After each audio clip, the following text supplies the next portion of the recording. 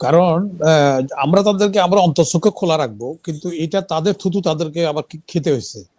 যেখানে তারা কোন রকম ইয়ে করে না, একটা সাইকোলজিক্যাল এফেক্ট হবে এটা। সেটা হলো যে আগে যে আমাদের বিরুদ্ধে আচরণ করছে, অন্তত তারা আমাদের পক্ষে না থাকুক, কিন্তু তারা আমাদের বিরুদ্ধে আচরণ না করলে সেটা আমাদের পক্ষে যায়। এটা গেলো একটা নাম্বার।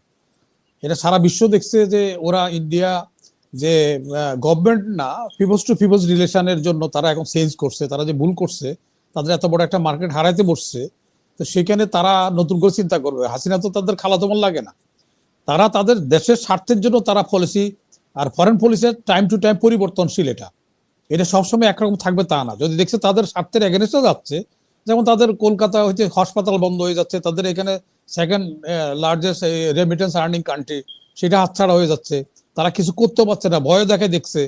বাঙালি ভয় পাওয়ার লোক না, ভয় পাওয়ার জাতি না। এটা গেলো এক। আরেকটা জিনিস হলো যে পাকিস্তান যেটা করছে, আমরা দেখি এনভয় পাঠায়, সেখানে র্যাঙ্ক এন্ড স্ট্যাটাস দিয়ে এক্সিকিউটিভ অর্ডার তো দিবেন না উনি। এখানে হলো রাষ্ট্রের পাকিস্তানের প্রতিনিধিত্ব করতেছে। প্রতিনিধিত্ব কে করতেছে? ওয়ারেন্ট অফ প্রেসিডেন্ট অনুসারে তার পজিশন একটা ইম্পর্টেন্ট পজিশন, স্পিকারের। কেন এখানে আসছে যে একাত্মতা ঘোষণা করা, এখানে তো কোনো এক্সিকিউটিভ অর্ডার বা কোনো সাহায্য করতে আসে নাই। এটা হলো রাষ্ট্রের সাথে রাষ্ট্র বা বিএনপির সাথে যে একাত্মতা ঘোষণা করা, সেটা ইয়ে হয়ে গেছে। তো সুতরাং এটা হলো আমাদের মন্দের ভালো। আমি এই জিনিসটা এইভাবে দেখতে চাই। আর আর কি জানো, না এটাই জানতে চাচ্ছি যে ওনারা দুজনে তো ব্যাখ্যা করলেন, তা আপনি বিষয়টা কিভাবে দেখছেন? না আমি সেটা একটু আমি ভিন্ন মত পোষণ করছি, সেটা আমি বিনয়ের সাথে সেটা আমি বলছি আমার আমার দৃষ্টিকোণ। তারেক রহমানের মানে নেতৃত্বের ব্যাপারে মানে অনেকেই অনেকভাবে বলে, সেটাও কি রাজনৈতিক ভাবে বলছে কিনা যে নাকি বিএনপির জন্য এখন তারেক রহমানের অনেক পরিবর্তন হয়েছে, কিন্তু কারণ 18 বছর উনি লন্ডনে ছিলেন, লন্ডন থেকে ওনার একটা শিক্ষা হয়েছে, রাজনৈতিক পরিপক্কতা বেড়েছে। তো সেই ক্ষেত্রে তারেক রহমান কেন খালেদা জিয়ার যোগ্য উত্তরসূরি মানে দেখছে না আর কি, যারা দেখছে না তাদের লজিকটাকে আপনি কি মনে করেন? না অনেকে তো এটা তো আপনার অনেকে দেখবে তাদের ব্যক্তিগত স্বার্থের কথা চিন্তা করে, তারা না পাওয়ার বেদনা সেইখান থেকে বলবে। আমরা যেহেতু পার্টি করি না, আমি একজন মুক্তিযুদ্ধের রাষ্ট্র গঠনের আমার অবদান আছে, সেই জন্য আমি কোনো পার্টির সাথে যাই না, কোনো পার্টি বদলও করি নাই। সেই জন্য আমার দৃষ্টিকোণের সাথে অনেকের দৃষ্টিকোণ নাও মিলতে পারে। আমাদের হলো এখন তারেক সাহেব মানুষের দিন দিন অভিজ্ঞ হয়। যেমন সেকেন্ড লেফটেন্যান্ট থাকতে ব্রিগেডিয়ার সাহেবের যে অভিজ্ঞতা আছে, এখন ব্রিগেডিয়ার হওয়ার পরে সেই অভিজ্ঞতা থাকবে, এটা স্বাভাবিক ব্যাপার। মানুষ সমৃদ্ধিও তাই, যে যখন জীবনের লাইফ স্টাইল আমরা যখন জীবন শুরু করছি, আমাদের একটা সমৃদ্ধি জায়গায় গেছে, এখন এই পর্যায়ে আমরা আরেকটা সমৃদ্ধির জায়গায় আসবে, এটাই তো স্বাভাবিক।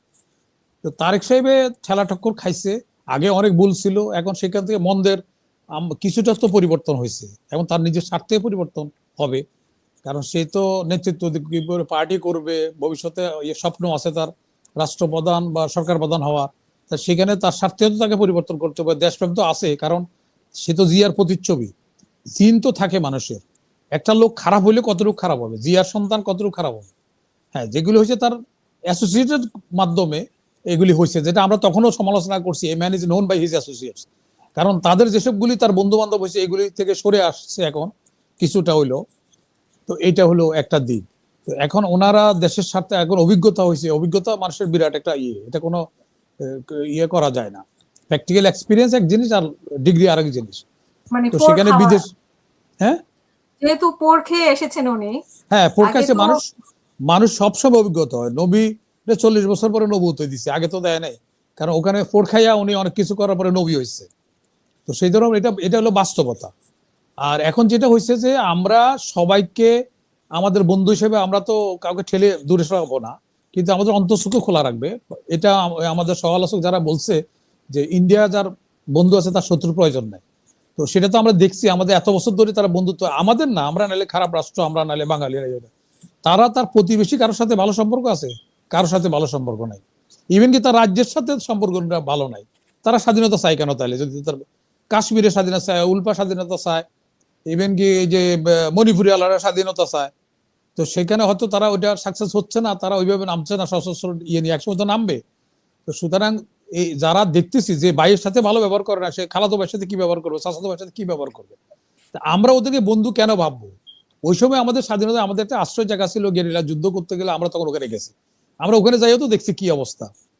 এবং তারা তখন মুক্তিযোদ্ধারে দেখাইও ব্যবসা করছে, আমাদের অস্ত্রগুলি তারা নিয়ে গেছে, যশোর থেকে লুটপাট করছে, যার জন্য মেজর জলিল এর প্রতিবাদ করতে যায়, মেজর চুরি করে নেয়, তারা তো সেখানে ওই সময় তারা অ্যারেস্ট করা হয়েছে। তো এগুলো আমরা সবাই জানি। কিন্তু সেটা জানার পরে আমাদের এখানে যে তারা পেঁয়াজের লাভ দিয়া, শাড়ির লাভ দিয়া অনেক দালাল সৃষ্টি করে। তো এইটা আমাদেরকে নেতৃত্ব থেকে, আমাদের নেতাদের থেকে, আমাদের পলিটিশিয়ানদের ভাবতে হবে এটার বিকল্প কি ব্যবস্থা তাদের নেব। আমাদের শত্রু সাইবে আমার ঘরে ঢুকতে আমি কি করব? ক্লাবসেবল গেট করব, সিকিউরিটি রাখবো, ডাবল লক লাগাবো। তো এখন আমাদের নেতৃত্বরা ওইটা মাথায় রেখে অগ্রসর হইতে হবে। কারণ আমরা তো দরজা বন্ধ করে বসে থাকলে হবে না, আমার শত্রু আছে দেখা। শত্রুকে মোকাবেলা করতে গেলে যা যা করণীয় আমাদের, সেটা আমাদের ওইরকম যোগ্য দক্ষ পলিটিশিয়ান আসতে হবে রাজনীতির মধ্যে। আমাদের রাজনীতির মধ্যে পলিটিশিয়ানরা যোগ্য আছে, তারা নিজের দিক ভ্রান্ত, তারা কোন দিকে যাবে তারা এখন ঠিক করতে পারছে না এখন অনেকেই আমাদের। আর কিছু লোক আছে তারা কিন্তু জায়গায় পাচ্ছে না যে এটাকে যে ইয়ে করবে, ফেস করবে, এইটার বিকল্প চিন্তা করবে, সেটা তারা রাজনীতির মধ্যে জায়গায় পাচ্ছে না। আর অনেক যারা ভালো লোক আছে, যারা বুঝে, তারা এই নোংরার মধ্যেও যেতে চাচ্ছে না। কারণ আমাদের রাজনীতিবিদেরা সেরকম ফিল্ড তৈরি করে দিচ্ছে না যে ভালো লোক আসুক। জাতি চাচ্ছে আন্না হাজারি, তারা আনছে জনাল হাজারি, তারা আনছে শামীম ওসমান, এগুলি তো রাজনীতিবিদেরাই তো আনতেছে। এই যে আমাদের আক্তার ভাই জানবে, আক্তার ভাই চোখ বন্ধ করে জিজ্ঞাসা করে বিএনপির মধ্যে কারা কারা সন্ত্রাসী আছে, কারা চোর ডাকাত আছে, উনি জানে, জনগণও জানে। তারপরে আবার তারা নমিনেশন কিভাবে পায়? তারা তো গান পয়েন্টে তো নমিনেশন দেয় না, এই রাজনীতিবিদেরাই তো নমিনেশন দেয় এসব লোকজনের। তো যতক্ষণ পর্যন্ত তারা আত্মশুদ্ধি না করবে, ভালো লোকের সমাগম না করতে পারবে, ততদিন পর্যন্ত রাজনীতি এরকমই থাকবে, নোংরা রাজনীতি থাকবে।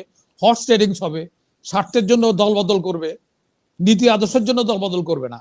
এটা তো চলতেছে, এটা দেখতেছি আমরা। জি, আর কিছু? অসংখ্য ধন্যবাদ।